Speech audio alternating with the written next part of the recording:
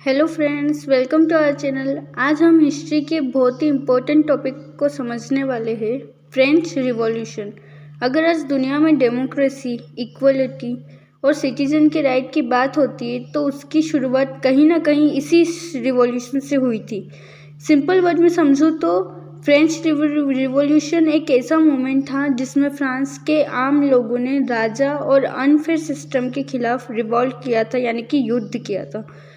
और इस रिवॉल्यूशन ने पूरी दुनिया की पॉलिटिक्स को चेंज कर दिया। आज के वीडियो में हम समझेंगे फ्रेंच रिवॉल्यूशन क्या था, इसके कॉजेस क्या थे, इम्पोर्टेंट इवेंट्स क्या क्या हुए थे, इम्पोर्टेंट लीडर्स का रोल और उसका रिजल्ट क्या निकला। तो चलिए शुरू करते। रिवॉल्यूशन को समझने के लिए सबसे पहले हमें समझना पड़ेगा कि फ्रांस की सिचुएशन क्या थी। इस रिवॉल्यूशन से पहले, इस युद्ध के पहले फ्रांस कैसा था। उस टाइम फ्रांस में मोनार्ची सिस्टम था, जिसका मतलब है पूरी पावर किंग के पास थी। मतलब यहाँ पे डेमोक्रेसी नहीं हुआ करती थी, यहाँ पे मोनार्ची सिस्टम हुआ करता था, जहाँ पे किंगों का राज चलता था, राजाओं का राज चलता था।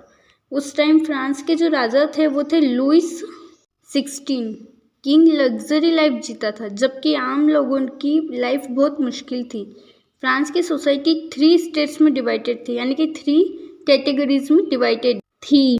फर्स्ट स्टेट है क्लर्जी, यानी कि यहाँ पे धार्मिक लोग रहते थे। ये रिलीजियस लोग थे, जैसे प्रीस्ट और चर्च ऑफिशियल्स जो होते हैं, वैसे ऑफिशियल्स, धार्मिक पंडित वगैरह, ये जो ऑफिशियल्स होते हैं ना चर्च के, एकदम प्रीस्ट पंडित जैसे धार्मिक लोग, वो इस स्टेट के अंदर आते थे। चर्च के पास बहुत ज़्यादा पावर थी, लैंड था, ज़मीनें थी। और सबसे इम्पोर्टेंट बात जो थी वो ये थी कि यहाँ पे इनको टैक्स नहीं भरना पड़ता था, यहाँ पे ये टैक्स नहीं देते। सेकंड स्टेट थी नोबिलिटी। इसमें नोबल्स और रिच लोग आते थे, यानी कि जो अमीर लोग होते थे वो इस स्टेट में आते थे। ये लोग भी बहुत ज़्यादा पावरफुल होते थे और गवर्नमेंट में हाई पोजीशन पर होते थे। गवर्नमेंट जो होती थी उसमें हाई पोजीशन होती थी, यानी कि अच्छे बड़े ऑफिसर्स होते थे। और इंटरेस्टिंग बात ये थी कि इन्हें भी टैक्स भरने की ज़रूरत नहीं पड़ती थी, ये भी टैक्स नहीं भरते थे। थर्ड स्टेट, जिसमें आते थे कॉमन पीपल्स। ये सबसे बड़ा ग्रुप था। इसमें आते थे बहुत सारे लोग, जैसे कि farmer, workers, shopkeepers, middle class वगैरह वगैरह। जो गरीब लोग होते थे वो सभी इसमें आते थे। पॉपुलेशन का 90% से ज़्यादा हिस्सा जो था वो इसी स्टेट में आता है। और सबसे शॉकिंग बात यह है कि सारे जो टैक्सेस होते थे वो सारे टैक्सेस भी इसी स्टेट को भरने पड़ते थे, इन सभी लोगों को ही भरने पड़ते थे। यानी कि मतलब पुअर लोग टैक्स दे रहे थे और रिच लोग एंजॉय कर रहे थे। इसी अनफेयर सिस्टम ने लोगों के अंदर इतना गुस्सा भर दिया था कि रिवॉल्यूशन तक बात पहुंच गई।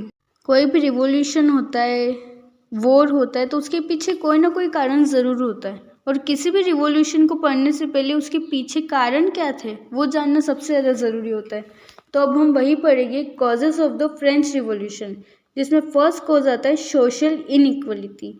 जैसे मैंने आपको बताया कि सोसाइटी में 3 स्टेट सिस्टम था, जिसमें से फर्स्ट और सेकंड स्टेट के जो लोग थे वो प्रिविलेजेस थे, अमीर लोग थे जो एंजॉय करते थे।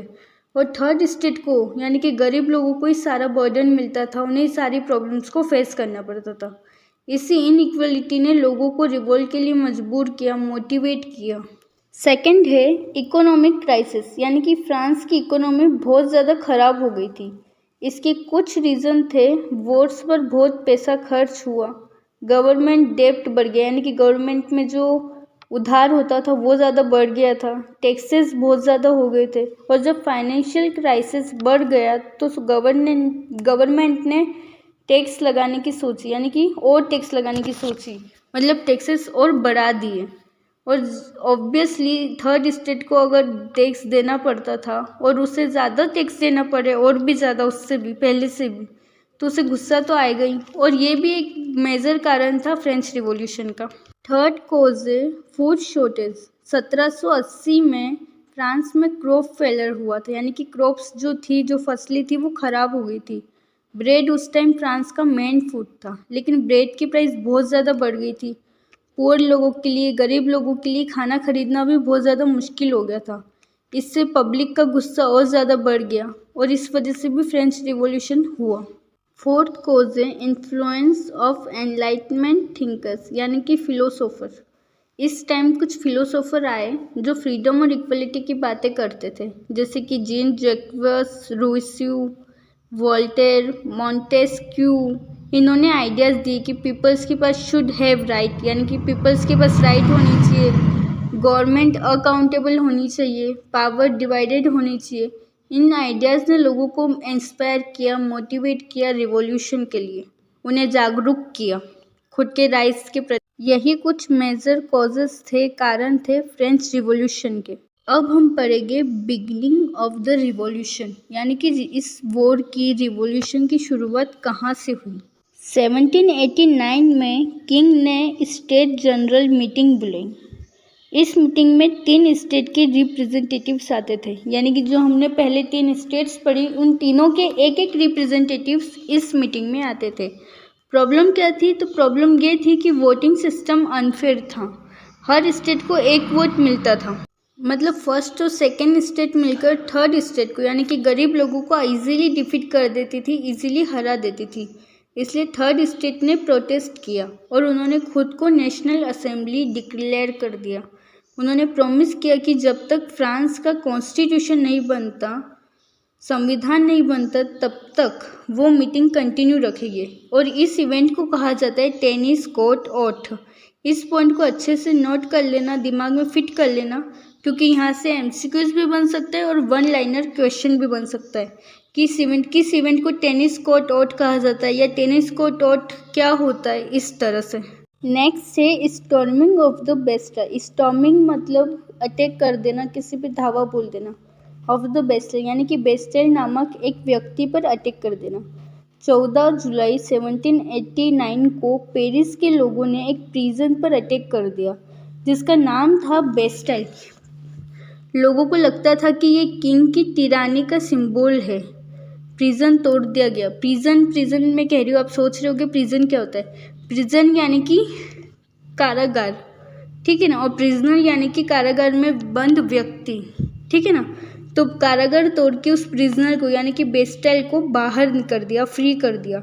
इस इवेंट को रिवॉल्यूशन की ऑफिशियल बिगनिंग कहते हैं। यहीं से रिवॉल्यूशन की ऑफिशियली शुरुआत हो जाती है। आज भी फ्रांस में 14 जुलाई को नेशनल डे सेलिब्रेट किया जाता है। ये डेट याद रखना, 14 जुलाई को फ्रांस के अंदर नेशनल डे सेलिब्रेट किया जाता है। Next day abolition of feudal system, यानी कि फ्यूडल सिस्टम को अबोलिश कर देना, यानी कि ख़त्म कर देना। 1789 में नेशनल असेंबली ने एक हिस्टोरिक डिसीजन लिया, यानी कि एक ऐतिहासिक डिसीजन लिया। फ्यूडल प्रिविलेज को अबोलिश कर दिया गया, यानी कि जो फ्यूडल सिस्टम था जहाँ लोगों को, अमीर लोगों को, प्रिस्ट लोगों को ज़्यादा फ़ायदा दे रहे थे, वो आराम कर रहे थे, उन्हें टैक्स नहीं भरना पड़ा था, इस सिस्टम को पूरी तरह से अबोलिश कर दिया, ख़त्म कर दिया। इसका मतलब नोबेल्स के स्पेशल राइट्स ख़त्म हो जाते, यानी कि वही जो मैंने आपको अभी बोला कि रिच लोगों को और प्रिस्ट लोगों को जो स्पेशल ट्रीटमेंट मिल रही थी वो ख़त्म हो गई और इक्वलिटी का कॉन्सेप्ट आया, यानी कि सबको इक्वलिटी प्रोवाइड करी। अब हम पढ़ेंगे डिक्लेरेशन ऑफ राइट्स, यानी कि हमारे राइट्स का, हमारे हक का डिक्लेरेशन होना, यानी कि घोषणा होना। 1789 में एक इम्पोर्टेंट डॉक्यूमेंट पास हुआ, declaration of the rights of man end of the citizen, इस नाम से। इसमें लिखा हुआ था कि सब लोगों को इक्वल राइट्स मिलने चाहिए, सभी लोग इक्वल्स होते हैं। फ्रीडम को स्पीच होनी चाहिए, यानी कि फ्रीडम मिलनी चाहिए सभी को। सिटीजन को राइट्स मिलने चाहिए, यानी कि उन्हें भी हक मिलना चाहिए। ये हमारी मॉडर्न डेमोक्रेसी जो है उसका एक पूरा फाउंडेशन बन गया था, यानी कि सारे नियम्स जो हमारे मॉडर्न डेमोक्रेसी में वही के वही सारे नियम्स यहाँ पे लागू कर दिए गए। नेक्स्ट है एग्जीक्यूशन ऑफ द किंग, यानी कि रिवॉल्यूशन धीरे धीरे और रेडिकल होती गई। लोगों का ट्रस्ट मोनार्ची सिस्टम से ख़त्म होता गया और 1793 में किंग लुइस 16 को ट्रायल के बाद एग्जीक्यूट कर दिया गया। इस इवेंट ने फ्रांस को कम्प्लीटली मोनार्ची सिस्टम से रिपब्लिक बना दिया। अब वहाँ के राजा को, लुइस 16 को तो एग्जीक्यूट कर दिया, यानी कि मार दिया, लेकिन किंग की डेथ के बाद, राजा की डेथ के बाद पावर एक लीडर के हाथ में आ गई मैक्सिमिलियन रोबेस्पियर।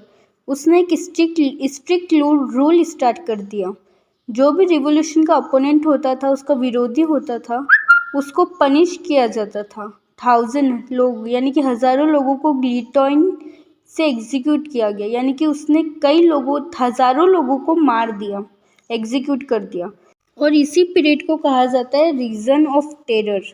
अब है राइज ऑफ नेपोलियन, यानी कि नेपोलियंस का उत्थान होना।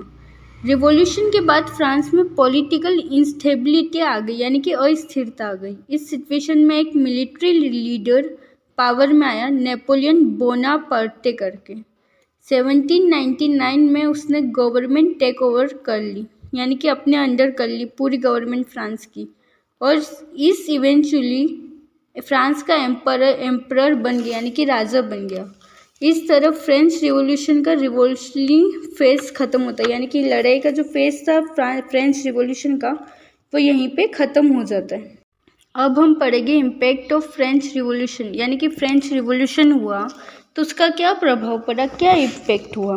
फ्रेंच रिवॉल्यूशन का इम्पैक्ट सिर्फ फ्रांस तक ही सीमित नहीं था, यानी कि लिमिटेड नहीं रहा, बल्कि कि आगे भी दूसरी जगहों तक भी हुआ।